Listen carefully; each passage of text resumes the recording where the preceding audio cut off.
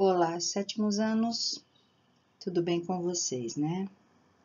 Espero que seja tudo na santa paz, tá? Que vocês estejam bem e que seja tudo certo com todos. Hoje a gente entra no bioma cerrado, capítulo 7 do livro, tá? O segundo maior bioma brasileiro, sendo que o primeiro é o bioma Amazônia e o segundo, o bioma Cerrado. Então, vamos lá? Bom, gente, de onde surgiu a palavra Cerrado? Tem origem no espanhol e significa fechado. Então, ela vem tentar traduzir para a gente uma característica que é geral nesse bioma, ou seja, a vegetação é densa, é fechada, de arbustos e gramíneas, com árvores baixas e tortuosas. O cerrado brasileiro, ele também é conhecido como a savana mais rica do planeta, apesar de que ele apresenta não só formações de savanas, mas também formações campestres, florestais, abrange um número de espécies e animais muito elevado, tá? Ele ocupa uma área de 2.036.448 km², cerca de 22% do território nacional. E isto faz com que ele seja o segundo maior bioma do Brasil e da América do Sul, perdendo apenas para a Amazônia. Quais são os estados desta imensa área? Goiás, Tocantins, Mato Grosso do Sul, Minas Gerais, Bahia, Maranhão, Piauí, Rondônia, Paraná, São Paulo e Distrito Federal, além de apresentar umas pequenas manchas no Amapá, em Roraima e Amazonas. O Cerrado também é conhecido como a Caixa d'Água do Brasil, por conter nascentes das 3 maiores bacias hidrográficas das Américas, que é a Bacia Amazônica, a São Francisco e o Prata. Ou ainda abrigar leitos de alguns dos mais importantes rios brasileiros. E isso tudo, gente, favorece a biodiversidade que a gente encontra nesse bioma.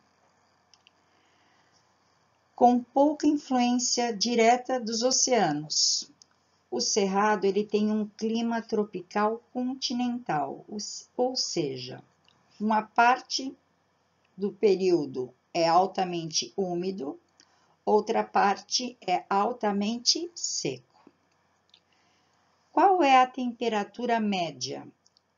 Ela oscila entre 21 e 27 graus, atingindo, gente, até 40 graus na primavera.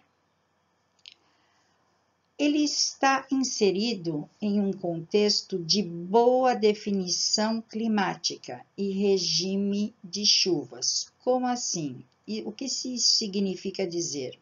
O clima do Cerrado apresenta inverno seco e frio e verão quente e úmido. É bem isso, inverno seco e frio, verão quente e úmido, tá? Entre setembro e abril, tá? As precipitações mensais, ou seja, a chuva que cai mensalmente supera 150 milímetros e mantém uma média de mais ou menos 1.300 milímetros nesse período, entre setembro e abril. Já entre junho e agosto, não se formam nuvens úmidas. Por isso, as chuvas elas não ultrapassam as 50 milímetros. nesse período, né? Ou seja, eles apresentam um verão bastante chuvoso e um inverno muito seco. Era de se esperar que, pelas altas temperaturas, a taxa de evaporação também fosse muito alta. Contudo, devido ao solo constituído de argila e de areia, grande parte da água acaba se infiltrando, formando rios, lençóis freáticos e inúmeras nascentes. Bom, gente, a vegetação ela é bastante diversificada, né? Elas possuem uma grande variedade de espécies, apresentando plantas arbóreas, herbáceas, arbustos e cipós. E de acordo com a maior ou menor cobertura vegetal, recebem diferentes denominações, como os campos limpos, onde predominam as gramíneas e não existem árvores, as formações florestais densas, como os cerradões, onde há presença de árvores altas e em maior número, e os campos sujos, com mais cobertura vegetal.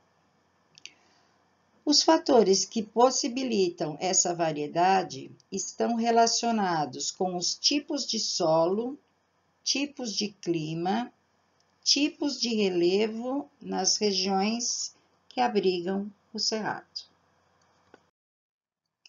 Bom, gente, aqui eu só quis colocar as imagens, né? Para vocês verem a diferença. Então, no slide anterior, a imagem que aparece nada mais é do que de um campo limpo, onde predominam as gramíneas e não existem árvores. Aqui eu tenho cerradões, é uma floresta densa, onde há presença de árvores altas, né? E em maior número. E eu tenho também os campos sujos, onde só existe um tipo de uma cobertura vegetal. Então, as árvores que compõem o cerrado costumam apresentar troncos grossos e tortuosos. Fora isso, as suas raízes, elas podem atingir até 15 metros de profundidade, gente. E por que isso é interessante? Porque garante que essa vegetação encontre água e consiga se manter no período da seca, tá? Já as formações herbáceas, elas possuem raízes que são menos profundas, chegando mais ou menos a 30 centímetros de profundidade. E por causa dessa pouca profundidade, os ramos dessas formações herbáceas, elas secam à medida que aparece o período de seca, né? Esses ramos secos é que propiciam as queimadas que são recorrentes nesse bioma e que nós vamos falar daqui a pouquinho, tá? Nesse bioma é possível encontrar solos como latossolo, tá? Ou então solo argiloso, que também pode ser chamado de podizólico. Como é que é esse latossolo?